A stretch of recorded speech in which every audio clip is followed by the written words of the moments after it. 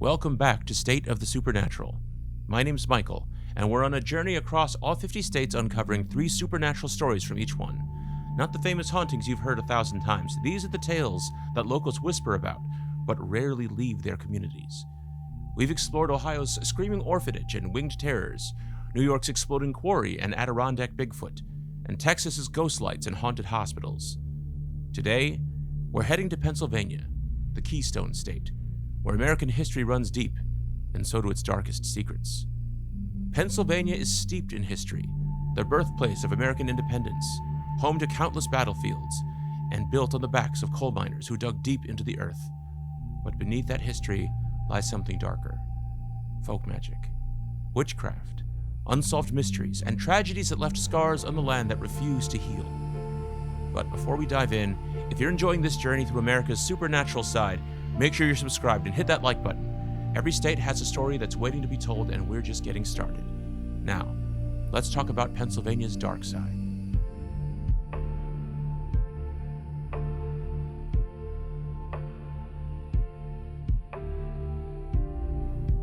Our first story takes us to York County, to a place locals call Hex Hollow. It's the site of one of the most bizarre murder trials in American history. A case where the defense was witchcraft, where folk magic collided with violence, and where a man's belief in a curse led to brutal murder. This is the story of Nelson Rehmeyer and the Hex murder of 1928.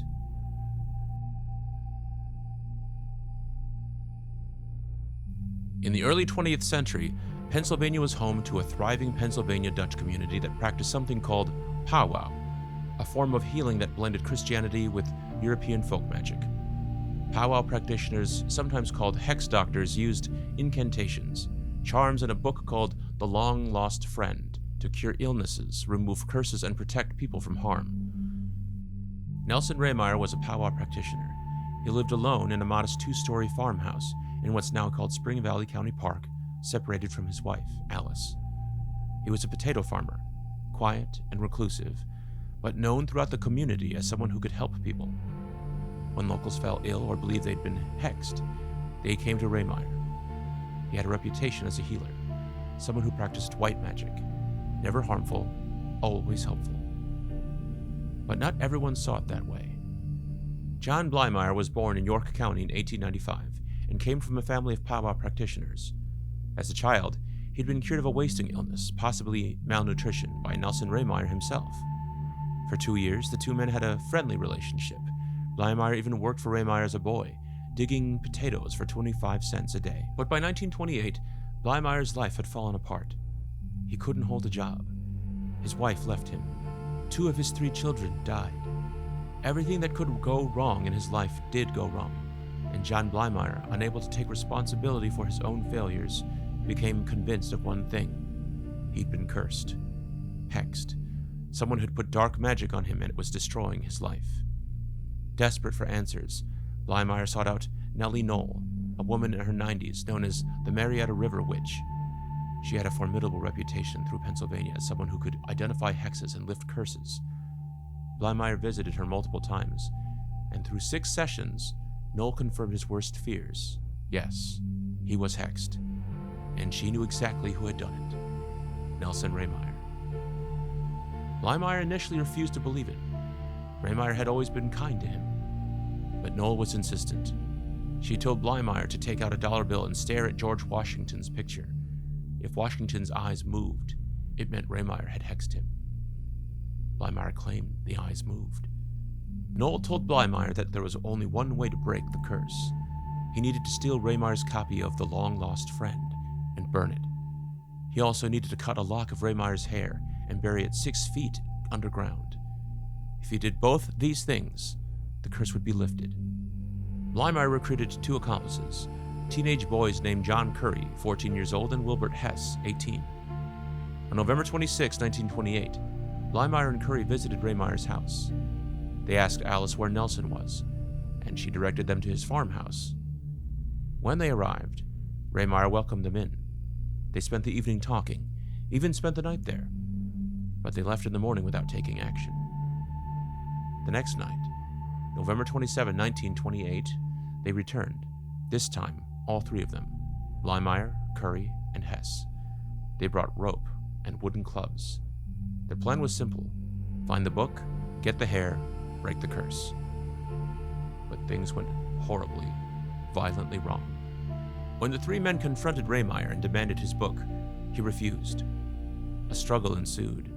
According to court testimony, Blymire strangled Rehmeyer while Curry struck him over the head with a wooden block. The attack lasted less than a minute. Nelson Rehmeyer, 60 years old, was dead. Panicked, the three men ransacked the house, searching for the long-lost friend. They couldn't find it. Desperate to destroy the evidence, they doused Rehmeyer's body with kerosene and set it on fire. They also tried to burn down the house itself, hoping to make it look like an accident. But here's where the story takes a strange turn. The fire went out on its own. Rehmeyer's body was burned, but not completely. And the house, despite being old, wooden, and soaked in kerosene, survived the blaze with minimal damage. Some locals claimed this was proof of Rehmeyer's power. They said his spirit extinguished the flames, that even in death, his magic protected the house. The fact that the structure still stood was cited as evidence of supernatural intervention. Neighbors discovered Rehmeyer's body the next day when they noticed his farm animals hadn't been fed. The crime scene was horrific. Blood everywhere. Rehmeyer tied up with rope, his bloody, partially burned body lying on the floor. Police launched an investigation, and within days, all three men were arrested. The trial became a national sensation. Newspapers across the country ran headlines about the York Hex Slayers. The defense's argument was unprecedented. John Blymire had been driven to murder by witchcraft. He genuinely believed he was hexed, and in his mind, killing Rehmeyer was self-defense, the only way to save his own life. The jury didn't buy it. All three were convicted of murder. Blymire and Hess received life sentences. Curry, being younger, received 10 to 20 years. Interestingly, all three were eventually paroled and went on to live quiet lives after their release. But the story doesn't end with the trial. Rehmeyer's house, now known as the Hex Murder House, still stands in what is now Spring Valley County Park. It's been preserved and occasionally opened for tours. Inside, much of Rehmeyer's original furniture remains.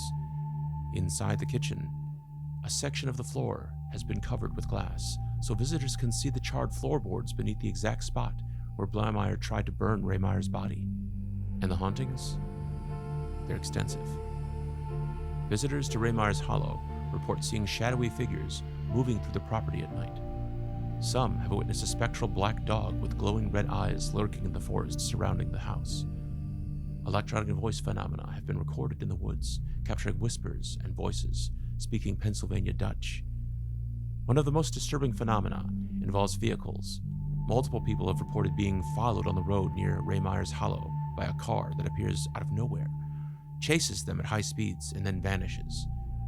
Some people believe it's Rehmeyer's spirit, still protecting his land, still driving away intruders. Others report feeling an overwhelming sense of being watched when they visit the property, a presence that follows them from the house into the woods, making it clear they're not welcome. Witnesses describe a sensation of pure hostility emanating from the land itself. Perhaps the most chilling is the phenomenon reported by those who attempt to vandalize or disrespect the site. Multiple accounts describe people throwing rocks at the house, only to have the rocks thrown back at them by unseen hands. Others have been physically pushed or scratched by something they couldn't see. Rehmeyer's grave marker was stolen multiple times over the years and has never been recovered. Some believe it was taken by a treasure hunter who thought Rehmeyer had buried valuables. Others think it was stolen by people who feared his spirit. The case has become a significant part of Pennsylvania folklore. Author Brian Keene, a horror writer from Pennsylvania, incorporated the Hex murder in his novel Dark Hollow. A documentary called Hex Hollow, Witchcraft and Murder in Pennsylvania was released in 2015, reigniting interest in the case. What makes this story so fascinating is that it's not just folklore. It's documented history. The murder happened. The trial transcripts exist. The house still stands. And Nelson Rehmeyer's death remains one of the last recorded cases in American history where witchcraft played a central role in a murder defense. Whether you believe in hexes or not, one thing is certain: something lingers at Rehmeyer's Hollow. The land remembers what happened there, and according to those who've experienced it firsthand, Nelson Rehmeyer never truly left.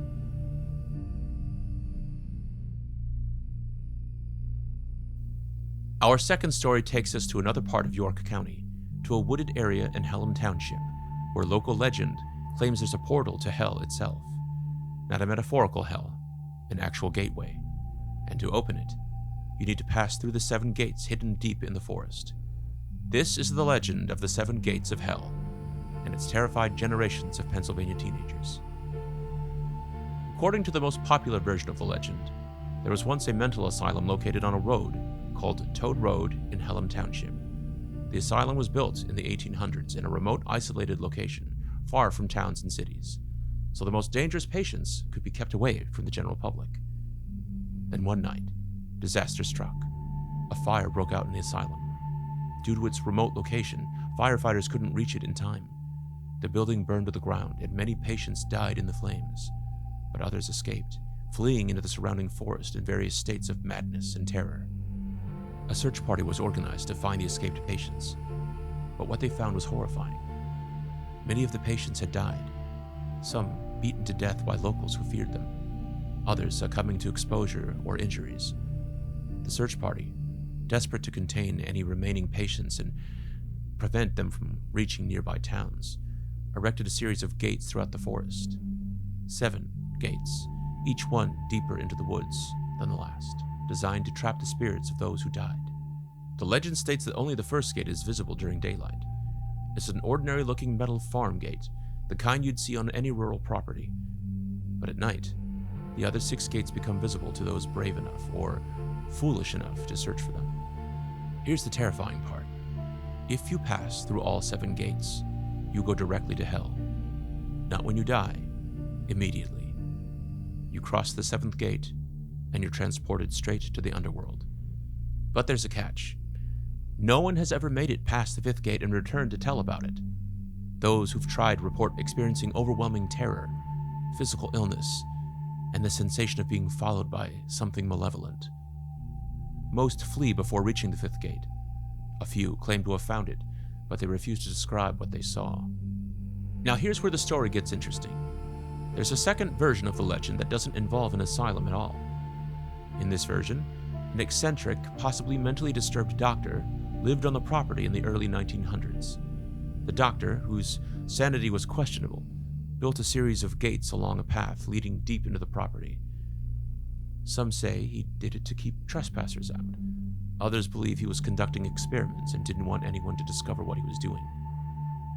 According to this version, the doctor disappeared under mysterious circumstances, and his land was abandoned, but the gates remained. And locals began to notice something strange. People who ventured too deep onto the property often didn't come back. Or if they did, they were changed, traumatized, unable to speak about what they'd seen. Both versions agree on several key points. There are 7 gates total. Only the first is visible during the day. Passing through all 7 leads to hell, and no one survives past the 5th gate. So what's the truth? Pelham Township officials have gone to great lengths to debunk the legend. The township's official website has an entire page dedicated to dispelling the myth. They state clearly, there was never an asylum on Toad Road or Trout Run Road. The location has been thoroughly researched, and no historical records support the existence of any such institution. As for the doctor, he did exist.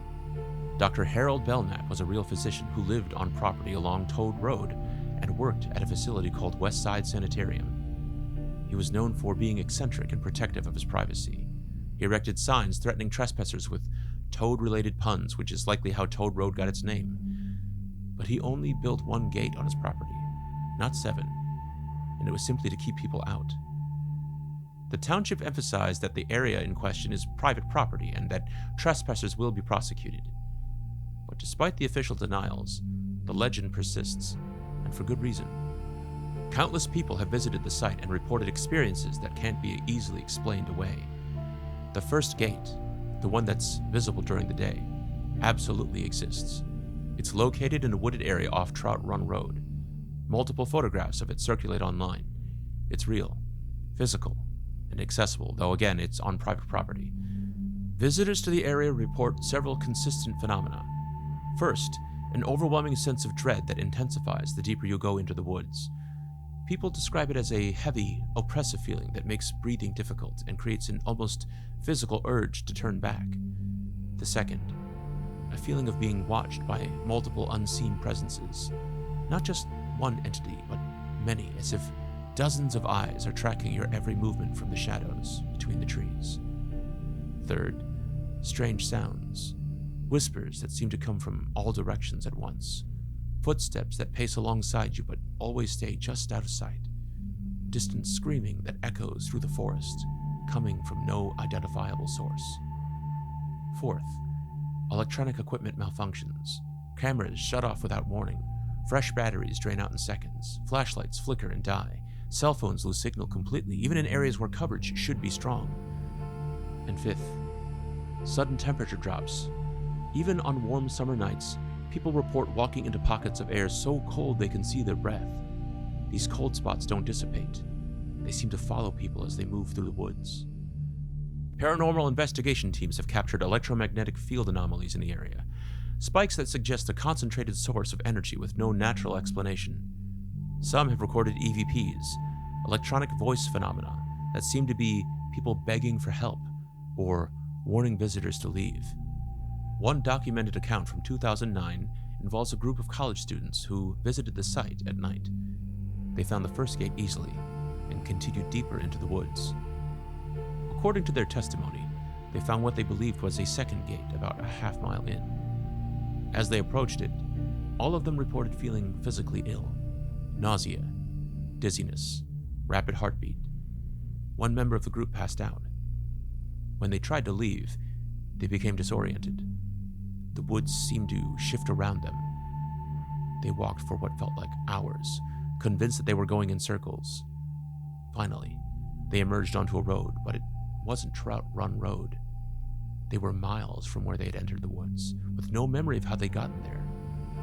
It took them 2 hours to find their car. Another account from a local resident describes finding gates that weren't there before. According to the testimony, this person had walked the same trail dozens of times over the years, always seeing the first gate. But one night, in October, a second gate was discovered that hadn't been there the previous week. It was similar in design to the first, but darker, more weathered, as if it had been there for decades. When they returned in daylight, the next day, the second gate was gone. Multiple witnesses have reported seeing shadowy figures moving between the trees, human-shaped, but not quite right, moving in ways that didn't quite match how people walk. These figures never approached directly, but seemed to pace alongside visitors, always staying just outside the edge of visibility. Others have experienced time distortions. Groups entering the woods at 10 p.m. report emerging at 3 a.m., even though it felt like they'd only been walking for an hour. Some have the opposite experience, entering at dusk and emerging in full daylight, convinced only minutes have passed. The legend has become so embedded in local culture that Pelham Township, despite officially denying it, has not actually done anything to remove the gate. The first gate still stands. They don't heavily patrol the area. Maybe it's a sign that some legends are just better left alone. There's also the question of the name, Pelham Township. Officials say it's a corruption of Hallamshire, a region in England, but the connection to hell is hard to ignore, especially given the township's association with the Seven Gates legend and its proximity to Rehmeyer's Hollow, the site of the Hex murder. Is there really a portal to hell in the woods of Pennsylvania? Probably not. But is there something strange happening in those woods? Something that affects people psychologically and physically? Something that has consistently terrified visitors for decades? The evidence suggests yes. Whether it's residual energy from tragic events, a psychological phenomenon triggered by the legend itself, or something genuinely supernatural, one thing is certain. People who visit the Seven Gates of Hell rarely come away unchanged. They feel something, experience something, and many vow never to return. The gates may not lead to hell, but for those who've walked that path at night, felt the oppressive atmosphere, heard the whispers in the darkness. It doesn't matter. Whatever is out there in those woods is close enough.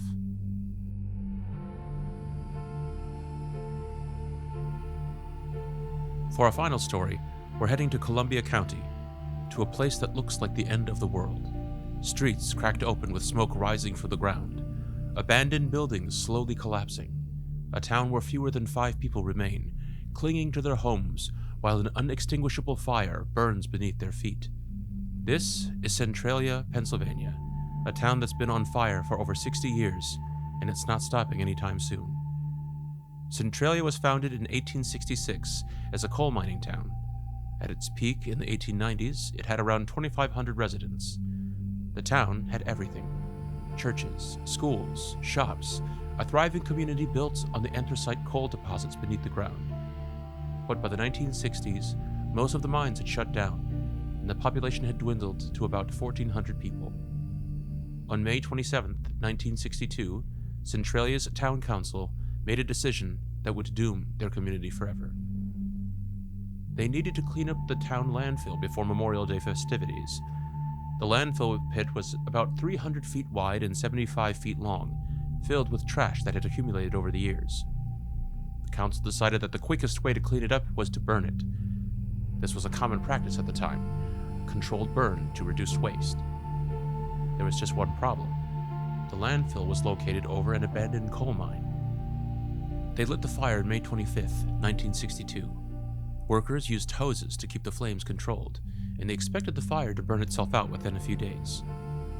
They believed that they doused it completely, but on May 29, new fires were spotted. They put those out. Then more appeared, and more, and more. By early June, residents were complaining about foul odors, burning trash and coal.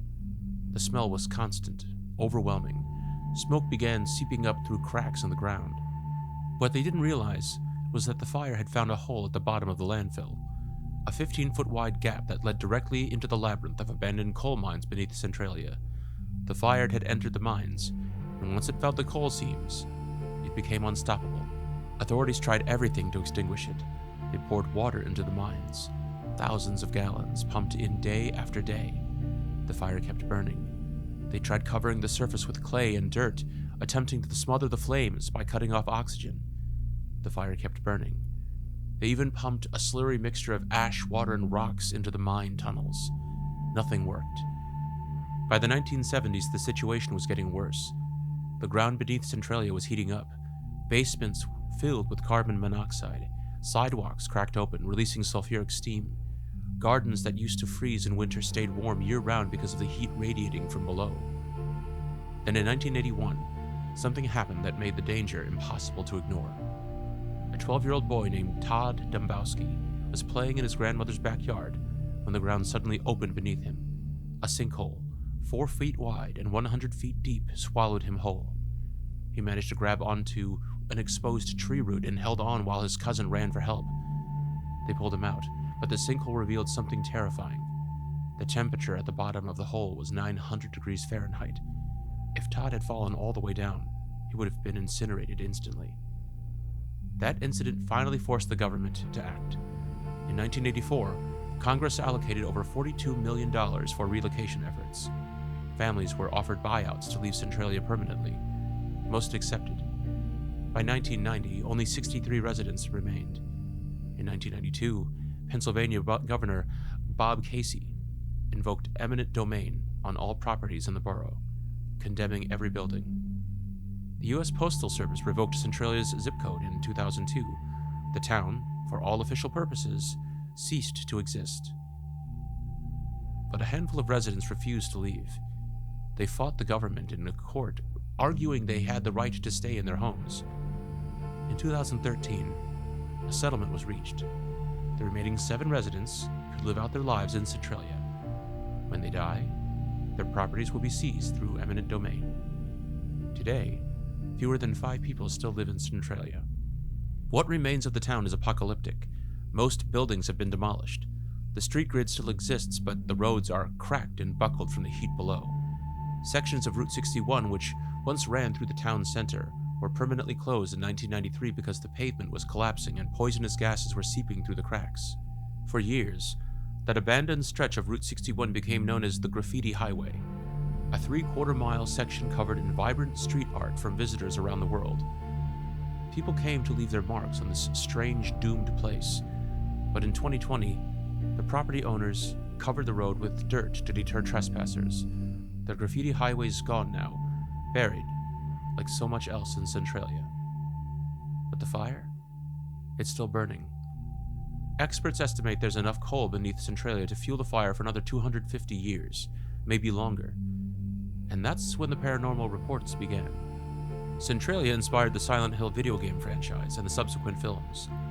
The game's fog-covered abandoned town, with streets that crack open to reveal hellish fire below, is a direct reference to Centralia. But for some visitors, the connection to hell feels less metaphorical than it should. People who visit Centralia report strange phenomena that can't be explained by the fire alone. Voices heard in the smoke that rise from the ground. Whispers, conversations, sometimes screaming. Figures seen moving through the abandoned streets at dusk, vanishing when approached. There's a particular spot near the old Oddfellows Cemetery where smoke continuously rises from the ground, curling around gravestones in an almost purposeful way. Visitors report feeling watched when they walk through the cemetery. Some have photographed strange mists and lights that don't correlate with the smoke patterns. The few remaining churches, including the Ukrainian Catholic Assumption of the Blessed Virgin Mary Church, which still holds weekly services, sit on solid rock, not coal, so they're safe from collapse. But parishioners and visitors report strange occurrences: the sound of footsteps in empty rooms, doors opening and closing on their own, a general sense of unease that intensifies the closer you get to areas where the fire burns hottest. One documented account from 2015 describes a group of urban explorers who ventured into one of the few remaining abandoned buildings. They reported the temperature inside was normal near the entrance, but as they moved deeper into the structure, it became unbearably hot, far hotter than it should have been. One member of the group claimed to see a figure standing at the end of a hallway, silhouetted against a window. When they called out, the figure didn't respond. When they moved toward it, it was gone. They left immediately. Multiple visitors have reported compass anomalies in Centralia. Compasses spin wildly or point in wrong directions as if the magnetic field is distorted. Some attribute this to the heat and gases from the fire, but the phenomenon occurs even in areas where the ground temperature is normal.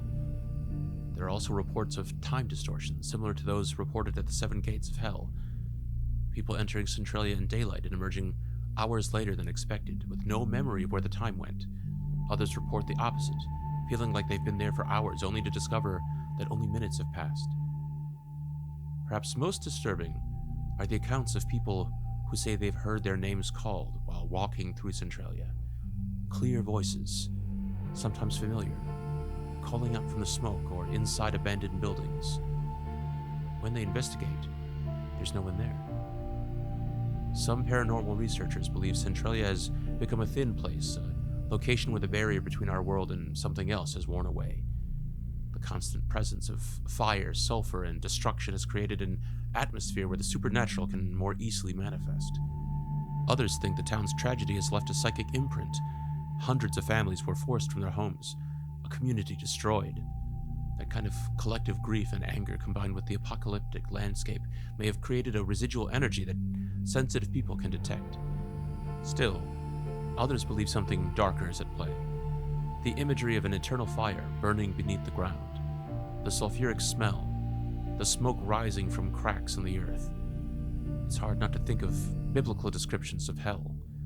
Some visitors claim Centralia feels cursed, as if the town's destruction wasn't just an accident, but something inevitable. Something that was always going to happen. What's undeniable is that Centralia feels off. Even skeptics who visit report sense an unease that goes beyond the visible devastation.